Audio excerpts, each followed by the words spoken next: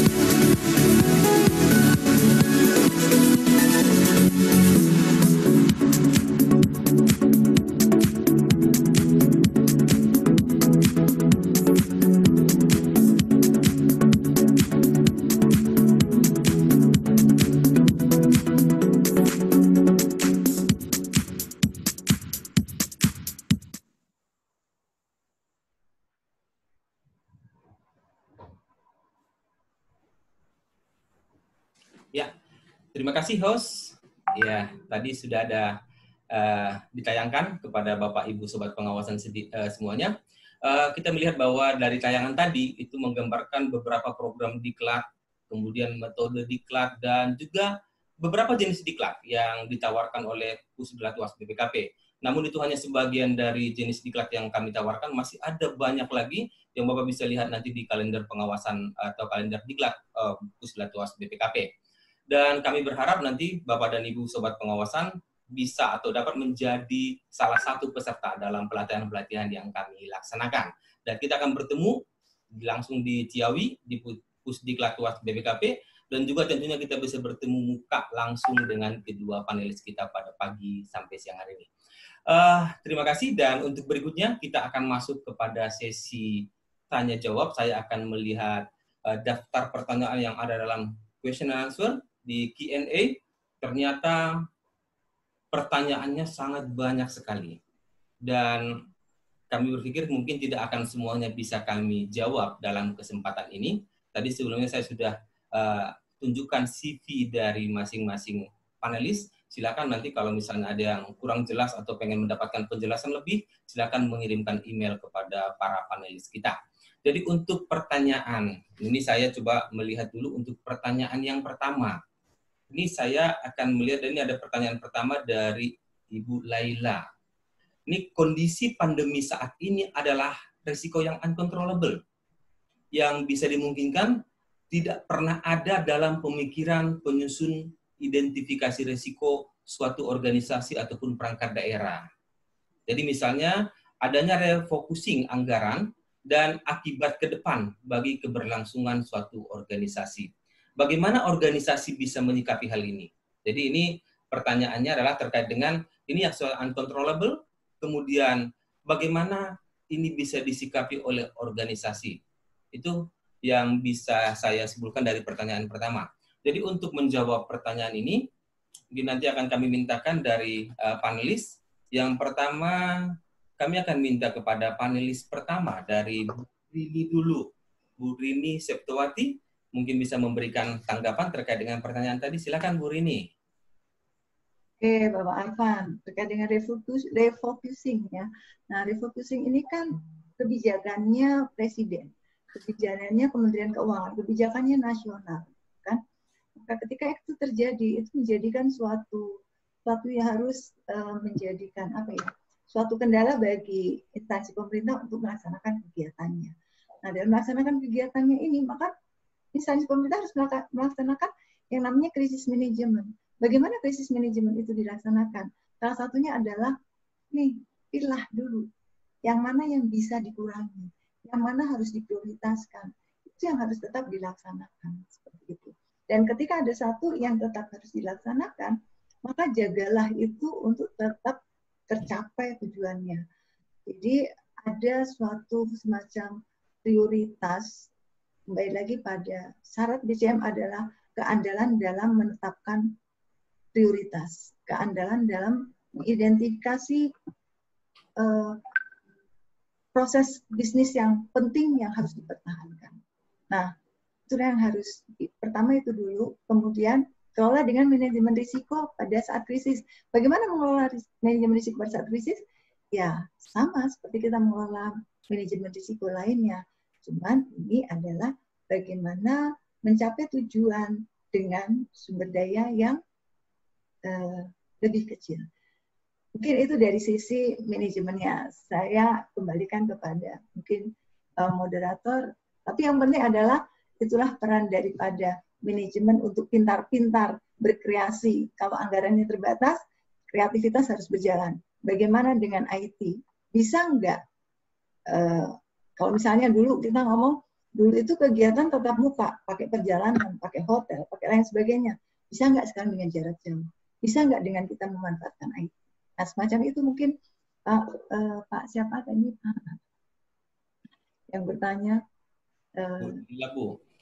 Ya, intinya adalah pertama prioritas, yang kedua manfaatkan atau kreativitas harus berjalan, IT harus diimplementasikan. Satu lagi kolaborasi, kolaborasi. Karena dengan kolaborasi kita bisa mengurangi beban, kita bisa mengalihkan sedikit permasalahan untuk orang yang memiliki permasalahan yang sama. Demikian Pak Arfan, monggo.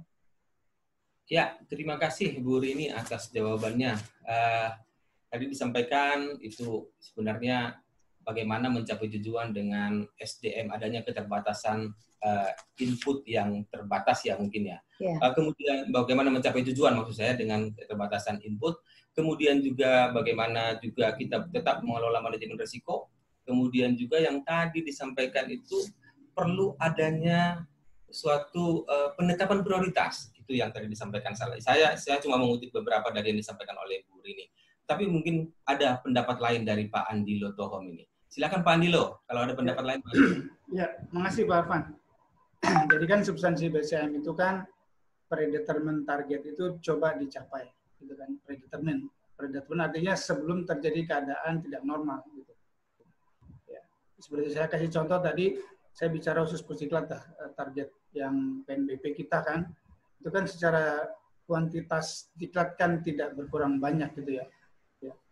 Seperti contoh itu. Nah, tentunya untuk mencapai itu kan nggak bisa dengan proses bisnis yang biasa kan Pak. Karena kita tahu dengan proses bisnis yang biasa, teman-teman di kementerian lembaga Pemda, inspektoratnya, anggaran diklatnya dikurangi, gitu kan Pak. Nah, sehingga gitu, oke kita putuskan dengan pembelajaran jarak jauh. Nah, tadi ada pertanyaan-pertanyaan juga dari peserta. Bagaimana kita mau diklat pembelajaran jarak jauh? Nah, itu yang bagian dari BCM komunikasi dengan stakeholder gitu ya Pak. Kalau buat Pusdiklat sendiri kan, bagaimana mengkomunikasikan itu. Gitu. Nah, apakah regulasi yang ada nih kalau bicara kan mulainya dari output atau outcome ya, lalu ke prosesnya yang coba disempurnakan lewat BCP kita dengan business contingency plan tadi, lalu itu kan pengaruh ke input Pak, yang tadi Bu Rini bilang akhirnya menentukan prioritas untuk melaksanakan proses ini, dari refocusing ini apa yang akan kita utamakan gitu.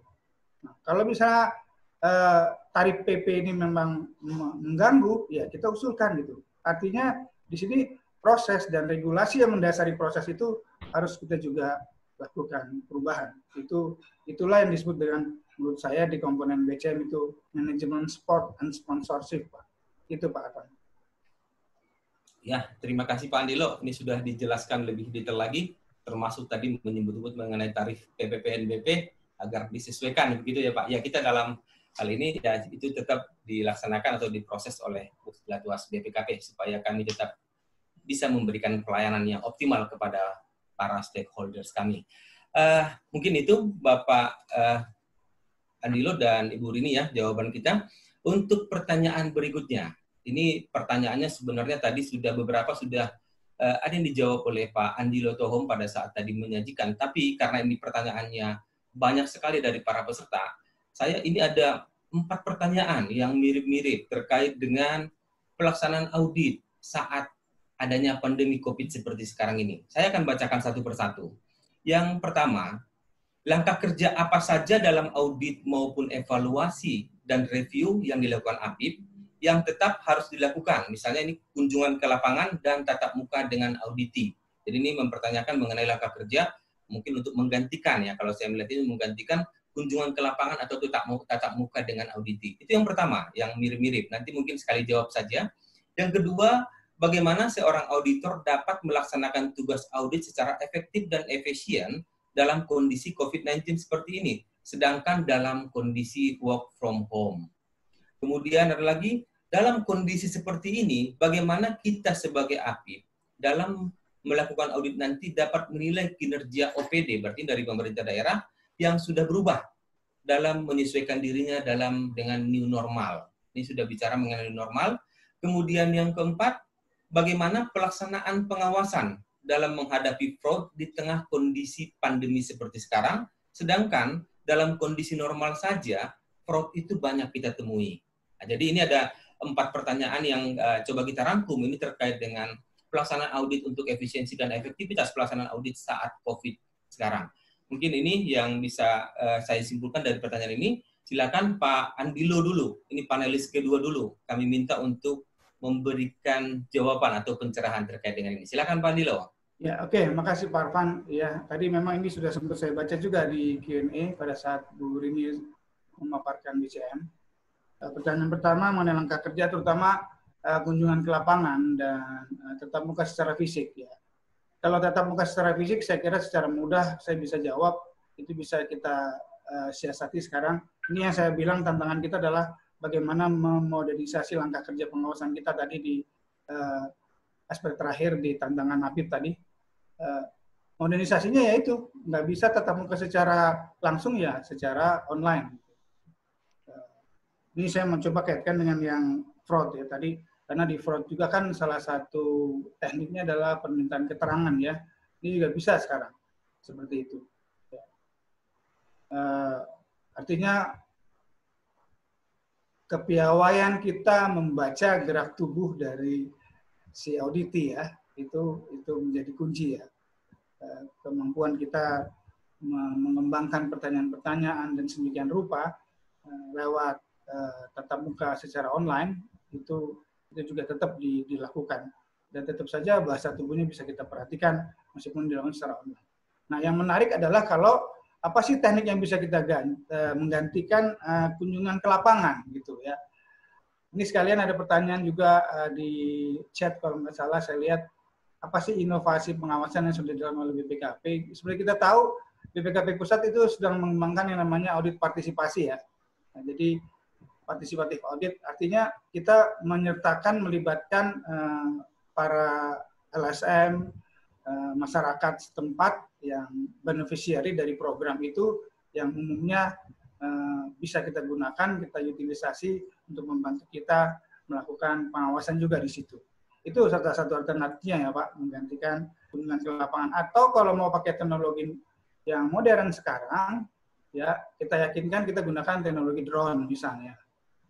Drone Pak, drone yang Pak Arfan ya, drone yang pakai ya, gitu ya, seperti itu.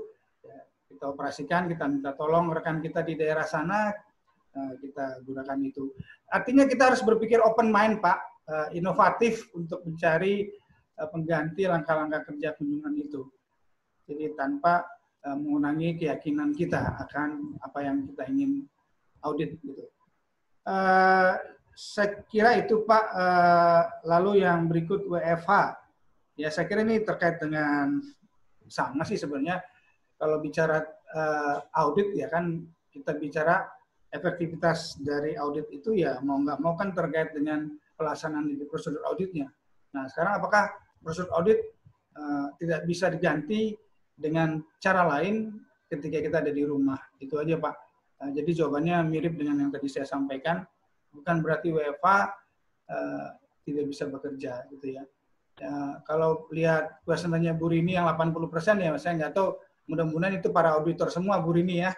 Jadi 80% bilang tetap bekerja dari rumah. Ya itu kan artinya kalau auditor bekerja ngapain sih kan melaksanakan prosedur audit Pak gitu kan. Artinya bisa sebenarnya gitu ya. Lalu Apip, pertanyaannya terkait dengan new normal gitu ya Pak. Ya, gitu ya Pak Arfan ya. Ya benar Pak. Ya Pak, gimana Pak? Ya benar. Ya, dalam situasi new normal sekarang ini ya, kalau saran saya untuk peran yang di awal sebelum kita melakukan assurance, ya kita consulting dulu, lakukan consult, berbagi pengetahuan kepada para pimpinan top manajemen tentang pentingnya dalam new normal ini adalah merevisi regulasi yang sudah sejalan lagi dengan kondisi new normal. Itu dulu Pak yang pertama. Karena tanpa ada proses perbaikan tata kelola di atas itu, maka sulit buat kita melakukan pengawasannya. Gitu.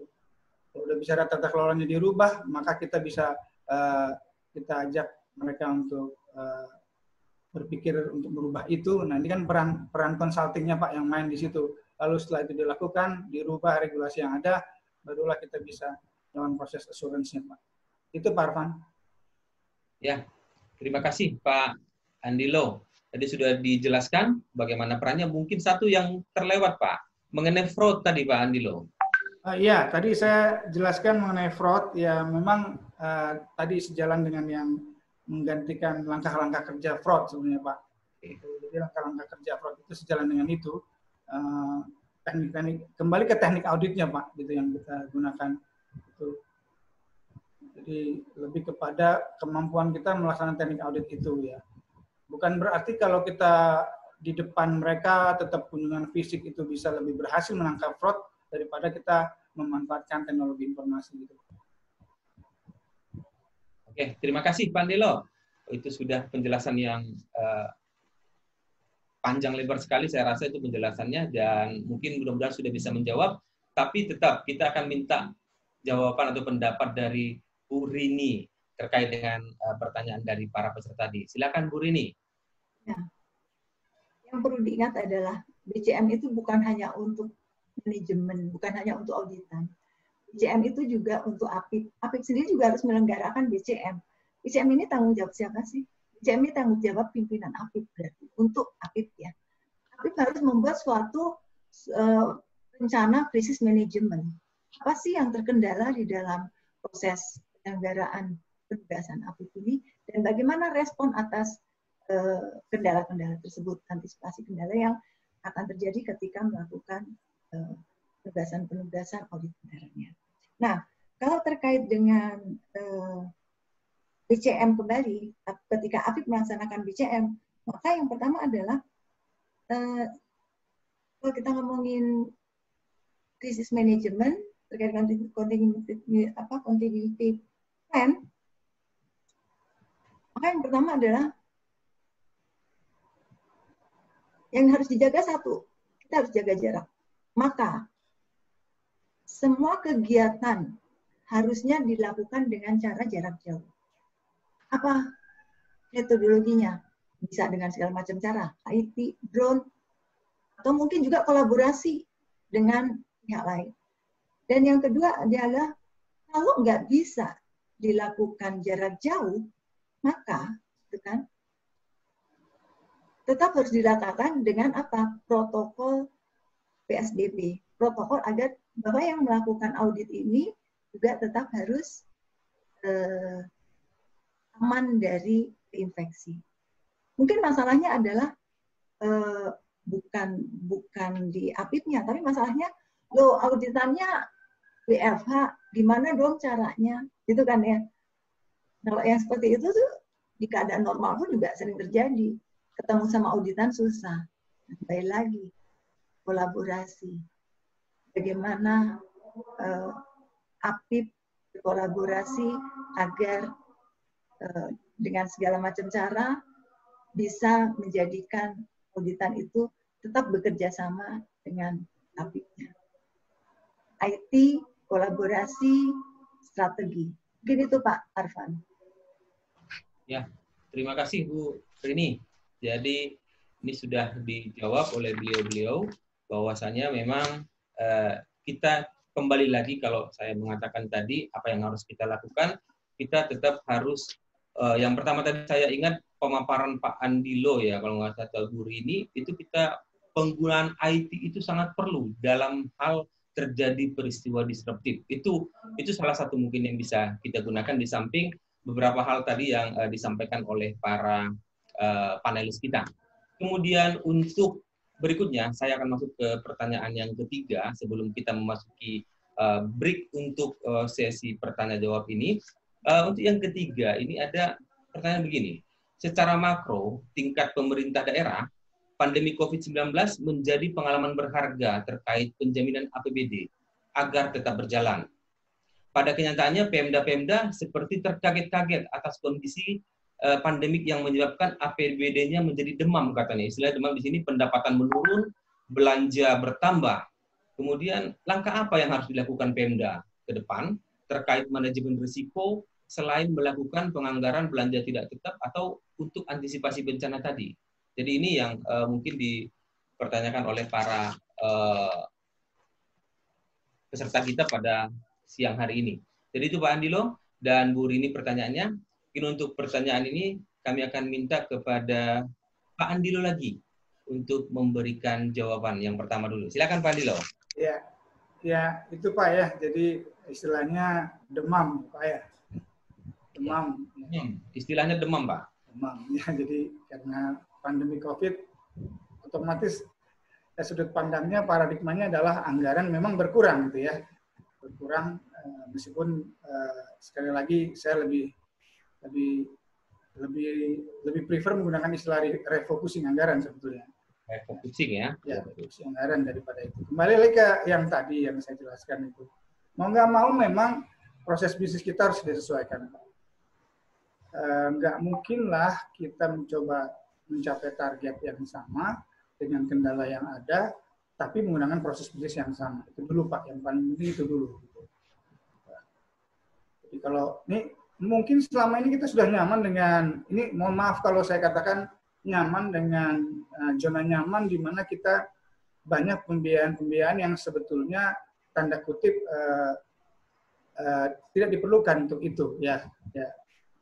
Contoh nyatanya adalah dengan teknologi informasi yang sekarang sebenarnya banyak pekerjaan dinas yang nggak perlu dilakukan, gitu ya Pak Arfan sebenarnya. Dan Pak yang bertanya siapa nih Pak? Ini tadi yang bertanya dari pemerintah daerah tadi tidak tulis nih apanya. Ya gitu. Misalnya. Ya, itu ya Pak. Lalu honor-honor misalnya gitu ya Pak. Ini contoh lain lah gitu kan. Sebenarnya kan itu ya Pak. Nah kalau kita proses bisnisnya udah jadi kayak sekarang gitu, kan kayak diklat lah Pak ya. Oke lah, selama ini komponen diklatnya selain tadi yang disajikan dalam iklan kan ada perjalanan dinas, ada pesawat gitu ya Pak ya, kan gitu kan Pak ya yang menyertai itu. Dan sekarang itu udah mungkin 80% dari biaya diklat yang real keluar gitu udah nggak dipakai lagi kan gitu kan Pak sebenarnya, karena proses bisnisnya yang kita dalam BCP-nya udah kita rubah menjadi pembelajaran jarak jauh gitu Pak. Jadi nggak selamanya itu menjadi sebagai suatu kendala menurut saya. Jadi kalau saya melihat BCM itu sudut pandangnya bukan dari input, proses, output, outcome, tapi terbalik Pak. Outcome, output, proses kita perbaiki, kita streamline, kita modernisasi, akhirnya inputnya kita prioritasi untuk ke situ, gitu Pak. Jadi jangan dibalik mungkin pola paradigmanya. Gitu Pak, makasih Pak. Ya, terima kasih Pak Anilo. Mungkin pendapat lain atau jawaban lain untuk memperkaya dari Bu Rini, silakan Bu Rini. Ya, kalau dikaitkan dengan penjelasan saya tadi, saya sih setuju dengan yang disebutkan dengan Pak Adiro.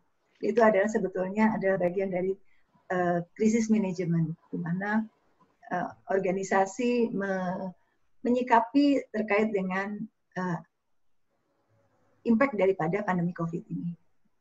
Tapi jangan lupa Pak Andiro, APIP juga harus menghadapi ketika baik APIP maupun auditan, ternyata ada biaya yang dipangkas, yang tadinya ada biaya-biaya yang menjadikan seseorang nyaman, menjadi tidak nyaman.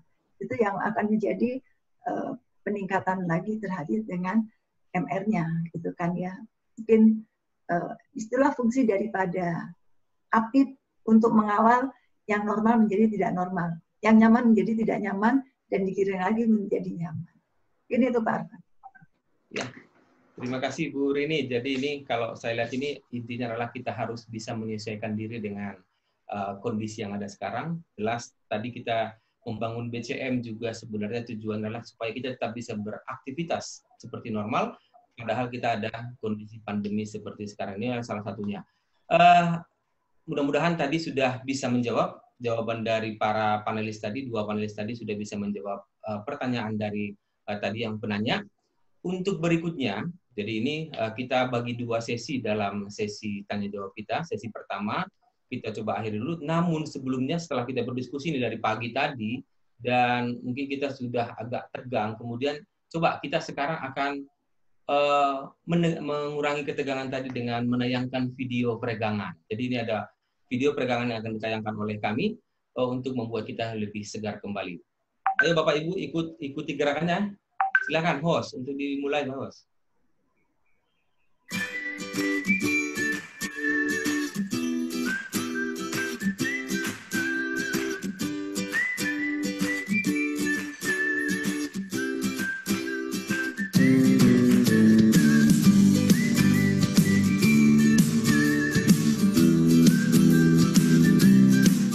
Mari kita melakukan peregangan bersama.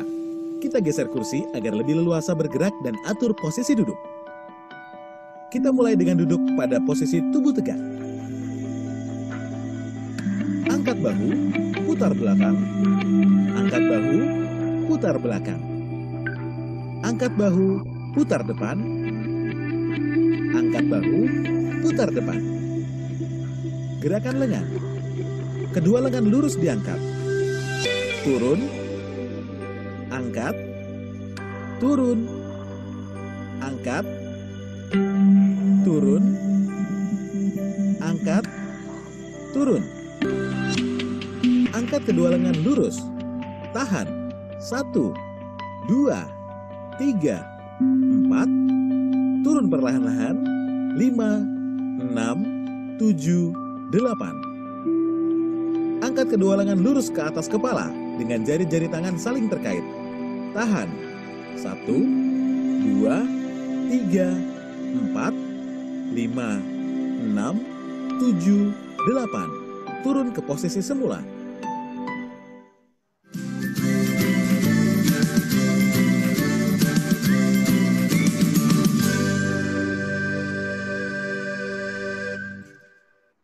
Ya, terima kasih host.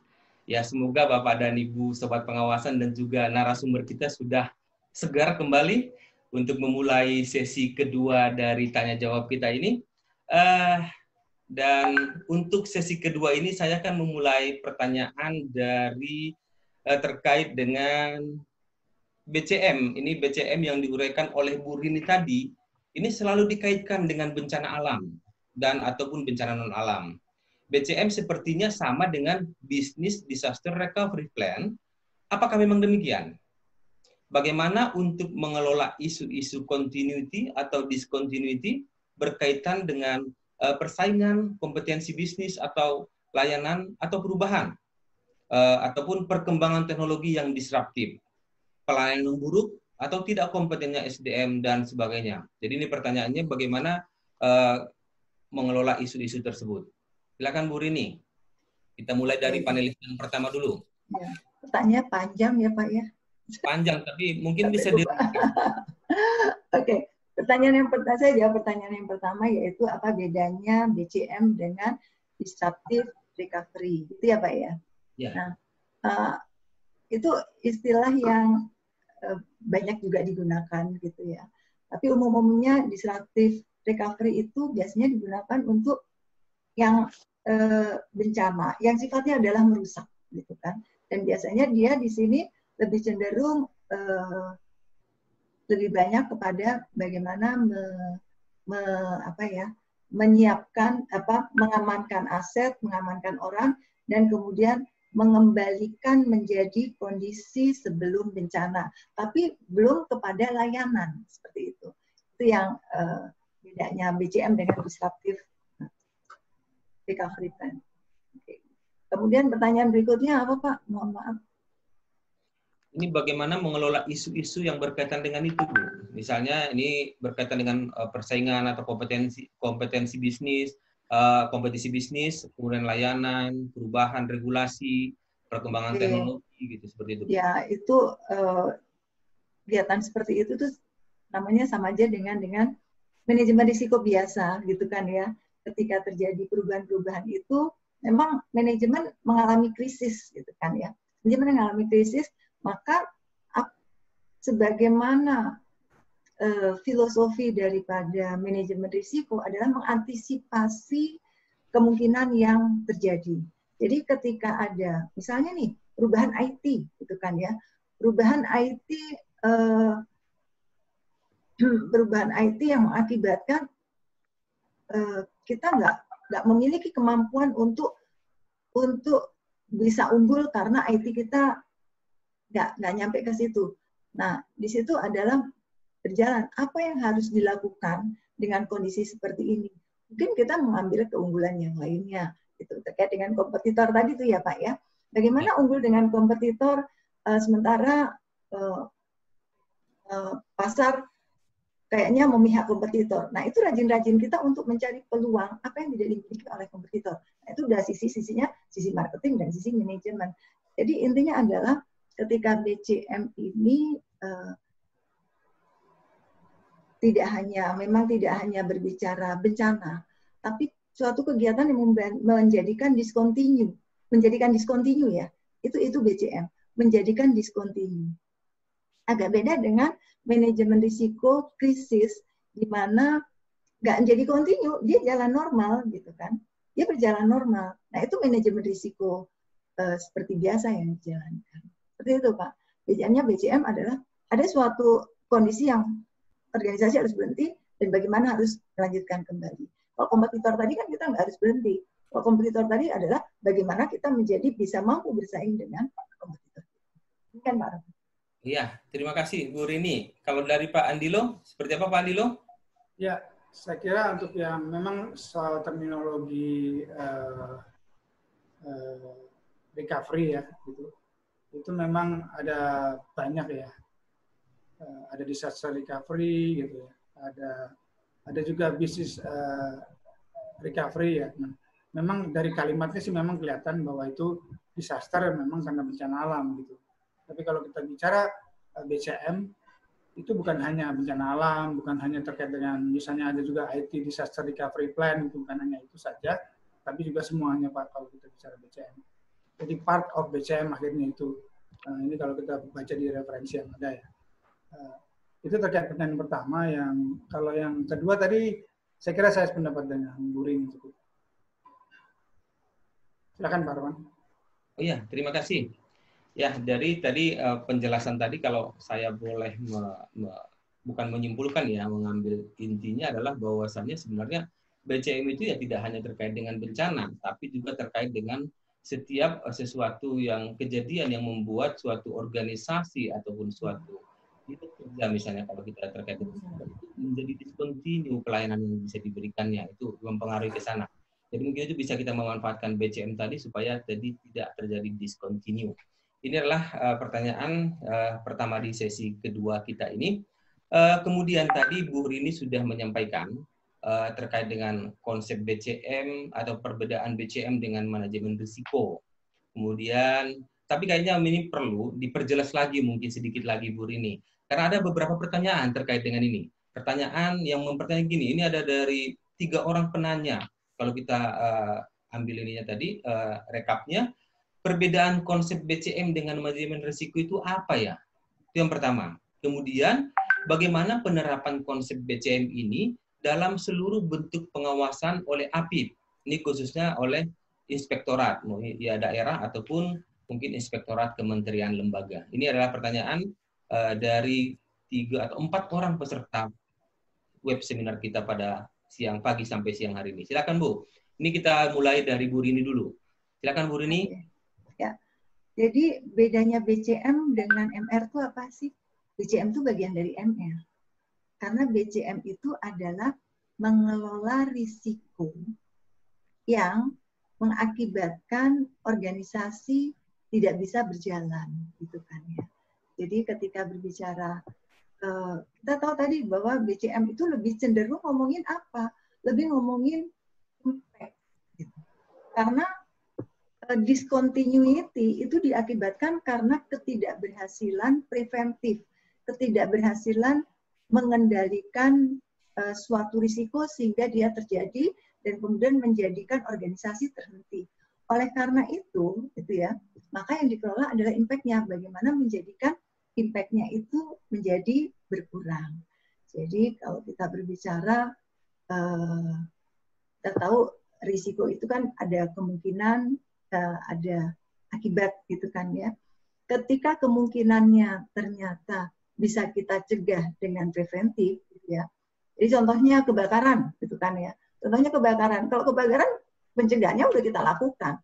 Tapi ketika kebakaran itu terjadi juga, maka di sini BCM yang berjalan. Nah, BCM yang berjalan ini dengan cara apa?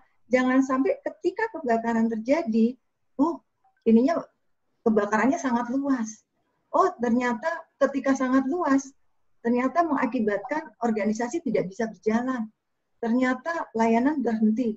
Nah, itu BCM, Pak. Jadi, yang dia lakukan pertama adalah mengamankan organisasinya, mengamankan asetnya, melakukan krisis manajemen, dan kemudian melakukan responnya.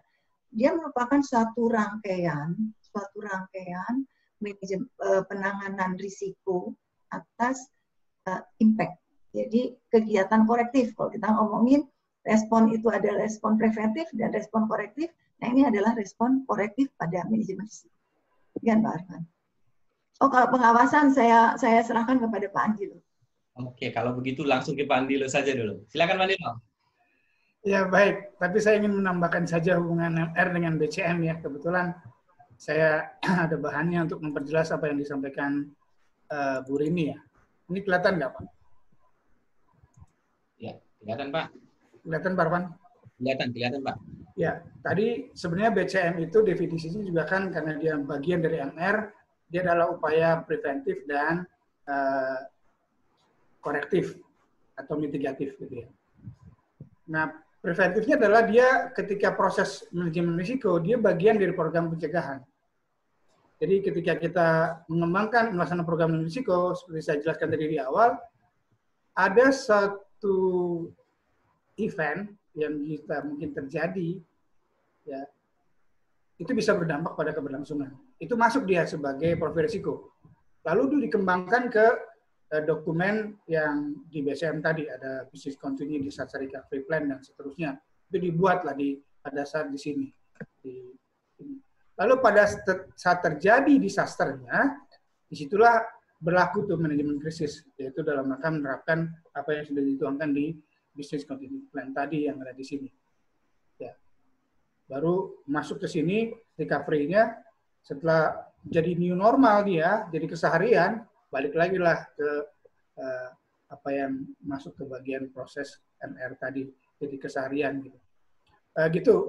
Kurang lebih yang bisa saya tambahkan mengenai hubungan MR dengan BCM, Pak. Makanya IIA jelas mengatakan BCM adalah risk management approach gitu. Bahkan pada banyak literatur seperti yang Bu Rini bilang, dia adalah bagian dari risk management, Pak. Karena di awalnya memang salah satunya adalah satu profil risikonya adalah yang berdampak pada keberlangsungan. Nah, itu yang diperluas seluruh proses berikutnya ke dalam komponen BCM tadi, Pak. Itu, Pak. Nah, yang terkait pertanyaan pengawasan, mohon diulang, Pak, pertanyaannya. Sorry kalau udah tua, lupanya. Oke, Pak Andilo. Bagaimana konsep BCM ini dalam seluruh bentuk pengawasan oleh APIP, khususnya ya inspektorat daerah ataupun inspektorat kementerian lembaga. Jadi bagaimana konsep BCM, Pak? Ya, saya kira tadi yang saya paparkan mengenai peran kita sebelum, saat, dan sesudah, itulah bentuk pengawasan kita. Di situ tergambar ada peran assurance-nya, ada peran consulting-nya, Pak, serta secara jelas. Kalau di sebelum saya katakan tadi, kita dahului dengan peran consulting, Pak, membangun kesadaran dengan itu, jadi masuk ke IAC kita, barulah kita ikut peran berikutnya. Kalau OPD belum siap, oke, kita bantu yuk merumuskan atau membantu melaksanakan, mengembangkan BCM ini, gitu, Pak. Ya, sama halnya dengan Bapak Ibu sekalian yang memulai mengasistensi penerapan MR atau SPP di lingkungan Pemda, pasti kan dimulai dari situ, Pak. Cuma ini skopnya adalah BCM. Nah, nantinya pengawasannya, assurance-nya juga ke situ juga untuk melihat pada efektivitas dari BCP-nya itu, Pak. Nah, kalau saja ini sama dengan halnya ketika kita mengawasi pengawasan atau evaluasi atas MR, maka ketika kita melihat ada sebuah respon risiko yang nggak tepat atau BCP yang nggak tepat dalam konteks BCM, maka itu mempengaruhi kepada kita, kepada temuan kita lah, gitu, Pak. Mungkin akan menjadi temuan kita kalau dia memiliki BCP yang nggak tepat, gitu. Saya kira gitu, Pak, yang bisa saya jelaskan. Terima kasih, Pak Andilo, dan terima kasih Bu Rini atas sharingnya. BCM ternyata itu adalah bagian dari manajemen risiko itu sendiri. Kemudian tadi Pak Andilo terkait dengan pengawasan mengatakan mungkin peran consulting lebih didahulukan dulu. Dan kalau misalnya tadi sudah disampaikan oleh Pak Andilo, kalau misalnya belum ada di internal audit charter-nya, supaya dimasukkan ataupun dimodifikasi, ditambahkan peran consulting tadi untuk dalam rangka penerapan konsep BCM itu sendiri. Oke, Pak Andilo dan Bu Rini, kita akan lanjut ke pertanyaan yang berikutnya. Ini pertanyaan berikutnya adalah begini. Dengan hubungannya dengan Black Swan, apakah BCM hanya dapat dipakai untuk memitigasi emerging risk? Mengingat penyusunan BCP pasti membutuhkan sumber daya yang banyak. Tidak seperti misalnya kalau membuat risk control plan yang normal. Jadi itu pertanyaannya. Saya akan mulai lagi ini dengan Bu Rini. Ya, silakan Bu Rini. Saya agak kurang jelas ya. Apakah dengan BCM? Apakah dengan BCM? Dengan hubungannya dengan Black Swan, apakah BCM hanya dapat dipakai untuk memitigasi emerging risk? Oh. Itu yang pertanyaan pertamanya, Bu. Ini penjelasannya, mengingat penyusunan BCP itu membutuhkan sumber daya yang banyak gitu. Oh iya. Oke. Gini, ketika Black Swan nggak ada yang pernah tahu kan ya, nggak pernah ada yang tahu bahwa nggak pernah, ini nggak diantisipasi gitu kan ya. Dan kita tahu bahwa kalau yang namanya BCM itu ada sebelum kejadian disaster itu dilakukan planningnya, dan setelah kejadian disaster dilakukan emerging response, krisis management response, dan seterusnya kembali ke normal. Nah, ketika Black Swan, siapa yang akan menyangka akan terjadi Black Swan seperti itu? Sehingga BCP-nya memang nyaris tidak pernah dikelola, gitu. Proses planning tidak dikelola, gitu ya. Bukan berbicara masalah penganggarannya mungkin, tapi lebih berbicara pada untuk yang Black Swan ya, memang pasti biayanya akan sangat besar. Bagaimana kita mengantisipasi BCP untuk pandemi ini? Nggak pernah ada yang tahu. Tapi seperti cerita saya tadi, Australia bikin loh BCP-nya. Bagaimana prosedur ketika pandemi influenza itu ada. Nah, itu berdasarkan apa? Biayanya besar. Jadi kembali lagi, Black Swan emang cenderung dia berbicara langsung emerging respon, kemudian berbicara krisis manajemen respon, dan kemudian recovery. Gitu. Tapi cenderung ke arah setelah kejadian. Karena nggak ada yang pernah menyangka bahwa akan terjadi event tersebut. Begitu Pak Arfan. Iya. Mungkin ada pendapat dari Pak Andilo untuk menjawab pertanyaan tadi? Ya, memang itu ya. Jadi kalau urutannya kan emergency, krisis, continuity kan gitu ya. Urutannya seperti itu. Jadi BCM itu mengcover semuanya Pak, gitu, mengcover semua. Tapi terdapat dalam dokumen BCP itu. Cuman memang persoalannya kalau di Indonesia misalnya Kementerian Keuangan juga ngeluarin ya Pak, baru tahun 2020 setelah ada pandemi ini ada ketentuan KMK terkait dengan Business Continuity Plan terkait dengan pandemi COVID-19 dan dengan Kementerian Keuangan. Tapi itu memang emerging risk ya, muncul gitu. Artinya bukan diperkirakan sebelumnya, bukan, tapi setelah muncul, barulah kalau kita lihat tahunnya 2020 kan berarti sudah muncul dulu nih COVID-19, baru Menteri Keuangan mengeluarkan ketentuan KMK mengenai BCP terkait dengan pandemi COVID. Jadi pasti emerging risk gitu. Tapi memang benar yang dijelaskan Bu ini, yang penting adalah pemulihannya gitu. Setelah itu WFH diaturnya seperti apa, terus habis itu bagaimana gitu recovery-nya. Itu setelah itunya loh Pak yang pentingnya. Gitu. Bukan hanya di emergency dan di crisis ya. Jadi saat terjadi, lalu beberapa saat setelah terjadi, tapi setelah itu continuity-nya seperti apa. Itu yang harus diatur di peraturan regulasi terkait dengan BCM. Gitu Pak Arfan. Ya, terima kasih Pak Andilo dan Bu Rini atas penjelasannya. Kalau saya melihat tadi itu Pak Andilo mengatakan iya pasti emerging risk. Cuma bagaimana kita bisa recovery dari risk yang sudah muncul tadi. Mungkin ini juga yang bisa disampaikan pada kesempatan siang hari ini. Dan karena keterbatasan waktu dan mungkin tadi pertanyaan tadi adalah boleh ini ya. Saya tadi membaca salah satu pertanyaan Pak Arfan, mohon maaf, menanyakan bagaimana BCM di BPKP ini terkait dengan ujian sertifikasi auditor gitu kan. Ujian sertifikasi auditor kok terhenti gitu. Oke, tadi dapat penjelasan bahwa ujian sertifikasi auditor sudah berjalan normal lagi. Artinya BPKP baik Pusdiklatwas telah menyelenggarakan diklatnya, Pusbin JFA juga telah menyelenggarakan ujiannya. Jadi sudah normal kembali dalam kondisi tidak normal. Itu penjelasan saja untuk yang menjawab takut nanti tetap bertanya, gitu ya Pak. Enggak, Pak Arfan.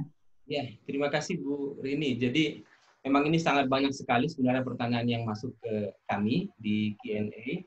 Tapi karena keterbatasan waktu memang tidak bisa kami jawab secara keseluruhan dan hanya beberapa yang bisa kami jawab. Ini juga sebenarnya ada pertanyaan tadi mengenai apa yang dilakukan oleh BPKP, tapi sudah dijawab tadi oleh Pak Andilo terkait dengan apa yang dilakukan oleh BPKP, inovasi apa yang dilakukan oleh BPKP. Tadi Pak Nil sudah menjelaskan itu sedang dalam proses di BPKP Pusat itu bagaimana kita menghadapi pandemi COVID seperti ini. Karena banyak pertanyaan dan kami tidak bisa menjawab, tentunya kami juga memohon maaf kepada Bapak dan Ibu Sobat Pengawasan sekalian. Jadi, walaupun demikian, karena keterbatasan waktu, maka pertanyaan tadi yang terakhir kami sampaikan, itu akan menjadi pertanyaan pamungkas dari Bapak dan Ibu peserta yang akan kami jawab di sini. Tapi jangan kecewa, silakan menghubungi para panelis kami dengan di email yang tadi sudah kami sampaikan, silakan. Mudah-mudahan nanti bisa dijawab oleh beliau-beliau. Dan terima kasih kepada Ibu Rini Septowati dan juga Pak Andilo Tohom atas paparan, sharing, dan diskusinya mulai dari pagi siang. Namun sebelum kita mengakhiri dan sebelum kedua panelis meninggalkan ruang seminar ini, kami akan meminta kedua panelis untuk menyampaikan closing statement terkait dengan seminar kita kali ini. Untuk yang pertama, saya akan mintakan kepada Ibu Rini, pada panelis pertama, untuk menyampaikan closing statement-nya. Silakan Ibu Rini. Oke.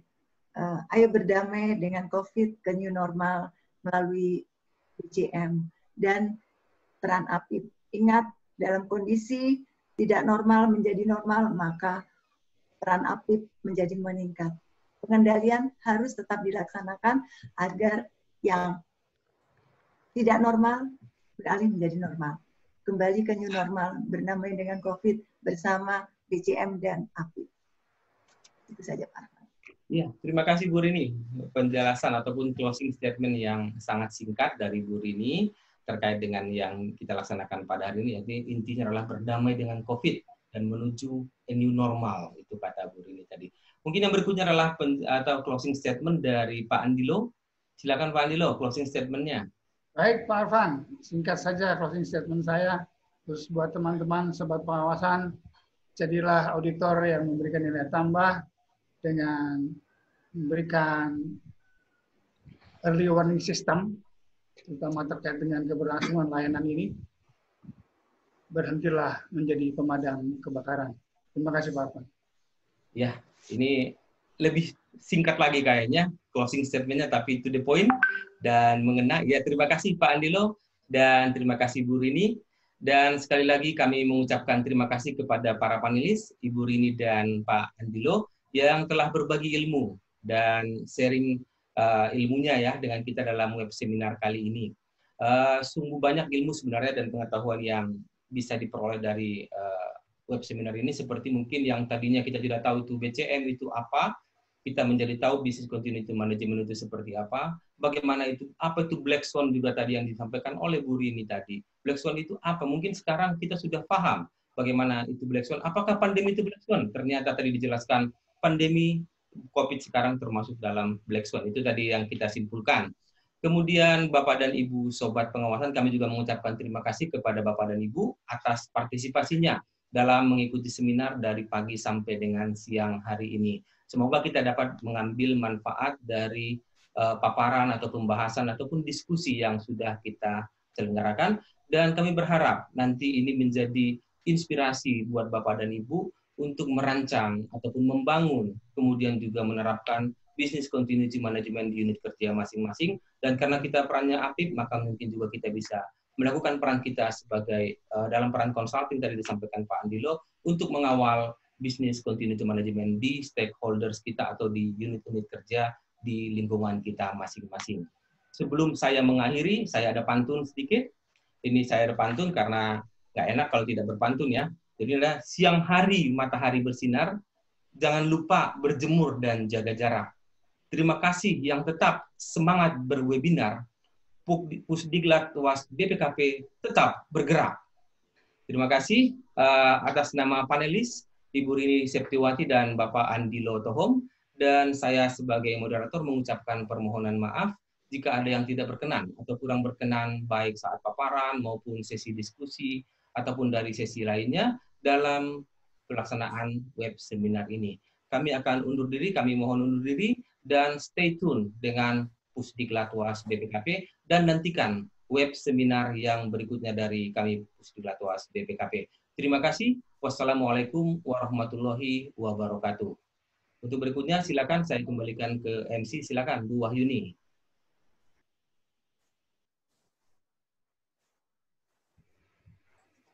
Nggak bisa ya. Nggak bisa. Terima kasih Pak Arfan yang sudah memandu acara seminar daring kita pada siang hari ini. Dan Bapak Ibu pada peserta seminar yang masih setia sampai saat ini, kami mengucapkan terima kasih. Dan dengan berakhirnya pemaparan materi sekaligus diskusi, maka berakhir sudah acara seminar daring kita pada siang hari ini. Perlu kami sampaikan kepada Bapak dan Ibu peserta seminar, agar login kembali ke lms.bpkp.go.id untuk mengisi evaluasi, memperoleh sertifikat, dan materi. Nantikan seminar-seminar daring yang akan diselenggarakan oleh Pusdiklatwas BPKP berikutnya, tentunya dengan tema-tema yang pasti sangat menarik. Kami atas nama panitia penyelenggara mengucapkan terima kasih atas seluruh perhatian dan mohon maaf atas hal-hal yang kurang berkenan. Wabillahi taufiq wal hidayah. Wassalamualaikum warahmatullahi wabarakatuh. Selamat siang.